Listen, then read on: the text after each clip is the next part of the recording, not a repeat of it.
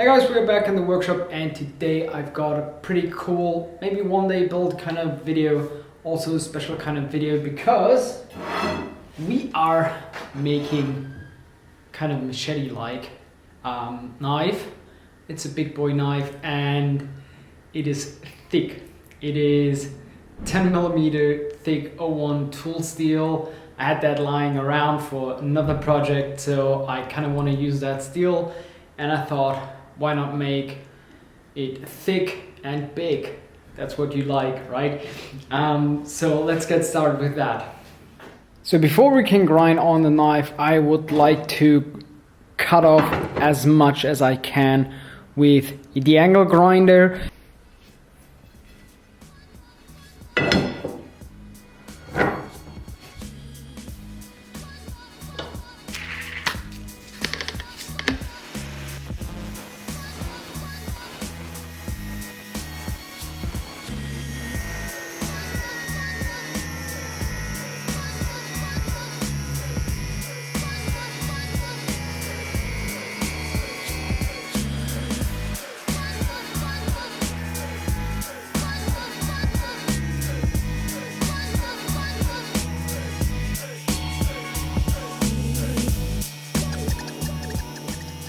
So I have rough chopped off some parts of the knife, and I think I went just through two grinding discs from the angle grinder, which is actually pretty good. Pretty happy with the results of these discs. And now I will do the rest of the profiling on the belt grinder, and I'm going to use a contact wheel for that because I don't want to damage my flat platen. And also the contact wheel, in my opinion, takes off faster the steel and it's just easier on the belt grinder. I think there's just more momentum behind it. So let's hop to the belt grinder and shape this knife now into his final dimensions.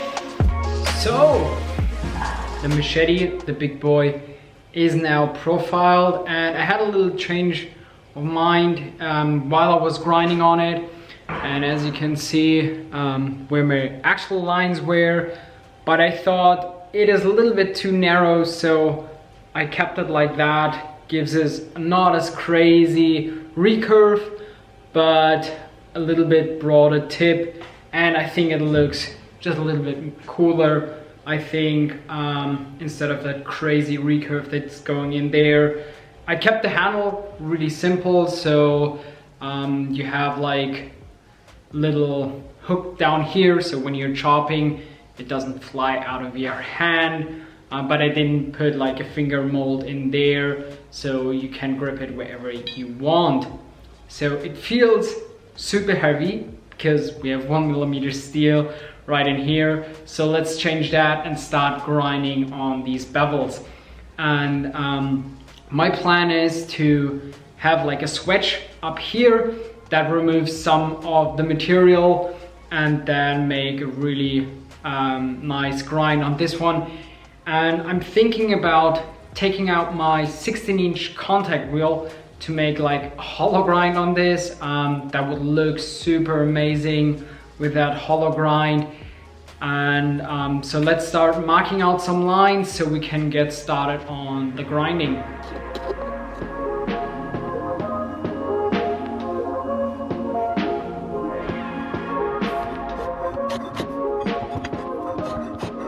So now we are going to start grinding on the knife, and first of all I want to start grinding on the switch. So I've set up my 8-inch contact wheel on the belt grinder with a flat platen that I've tilted, so it's going to be super stable when I'm grinding. And yeah, let's start grinding in the switch, and after that we are going to grind in the bevel. That's just going to be a preheat treatment grind. Then we're going to heat treat it, so let's get started with that.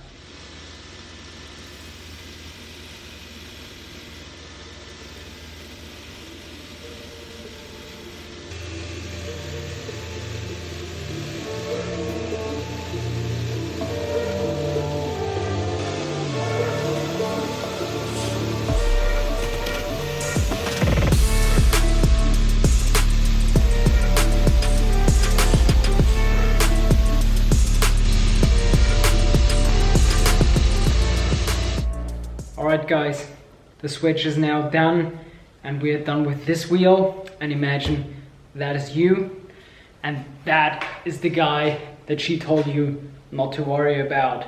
So this is my 16-inch contact wheel and we're going to make a pretty cool hollow grind on the main bevel of this knife.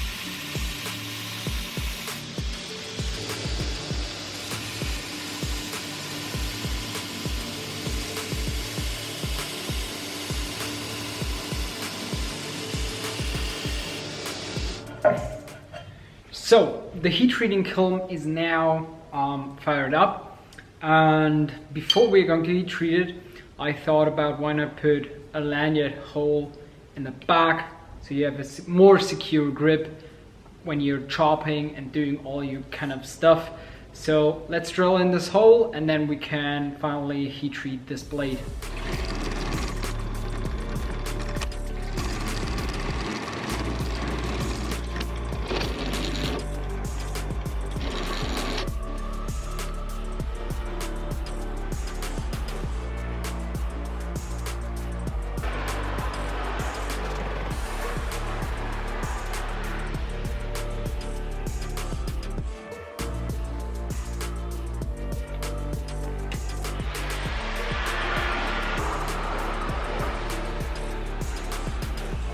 Alright, so it is the next morning and we have 6:15 now, and I'm starting actually quite early in the workshop, and just took out the big boy out of its cryo. It went overnight into the liquid nitrogen just to soak in, and after that is warmed up, we will put it into the temper oven for its 2-hour cycles, and we'll temper it. After that we can put on the finished grind.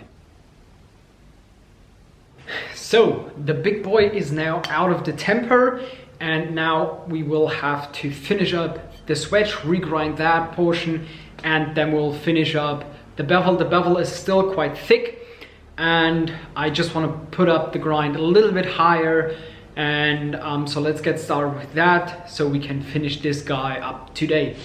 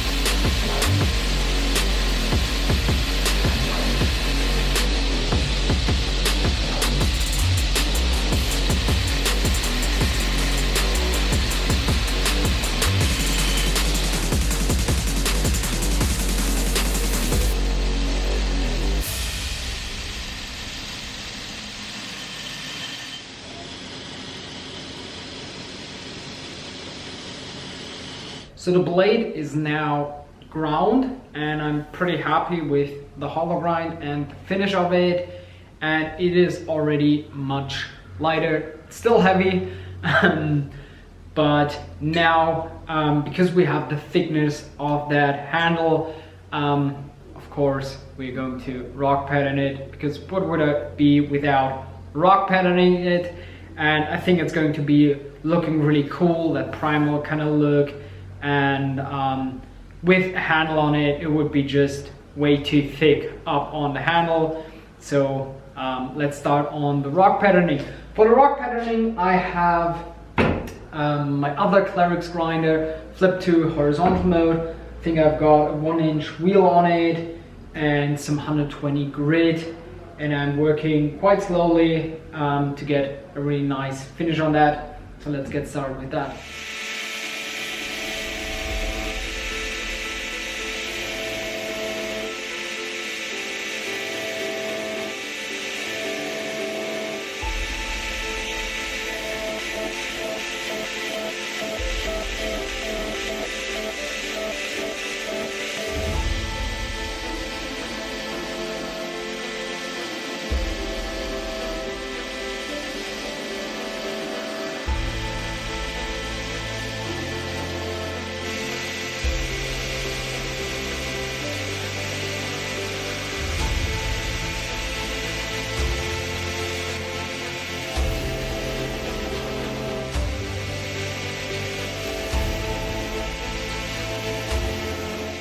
So the rock pattern is not done yet. I have it on the flats of the knife, and my thoughts were when I was grinding the knife that I put the rock pattern up on the spine right here until here, and then I want to do no rock pattern in this handle area right here. I would like to round that off so you have a comfortable handle right here, and maybe also rounding off that rock pattern a little bit more on the handle area so you have a comfortable grip.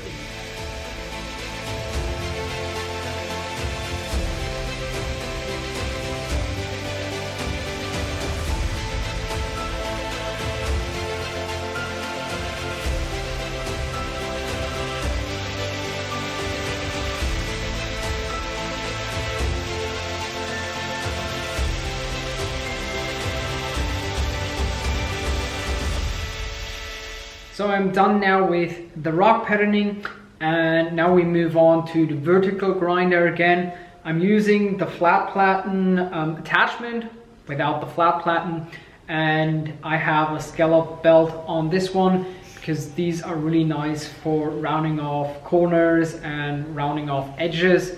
So these are really nice. They're a little thinner than the normal belts. I think these are just 1 inch wide instead of the normal 2 inch wide. So let's round off this handle now.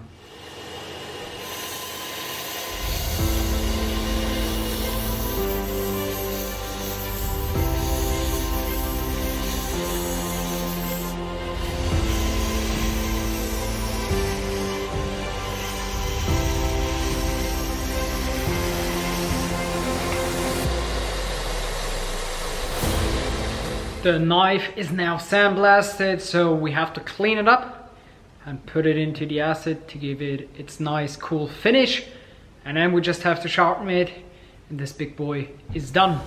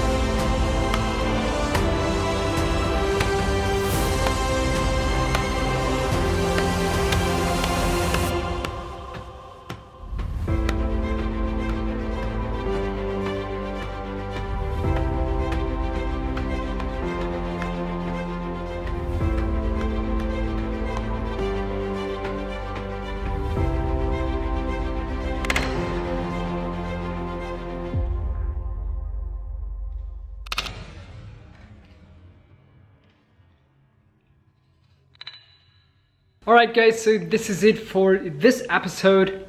I'm pretty happy with that knife. It is thick, girthy, just as you like it. So guys, if you want more content like that, hit that subscribe button. If you have questions, leave them down below, and we'll see us next time.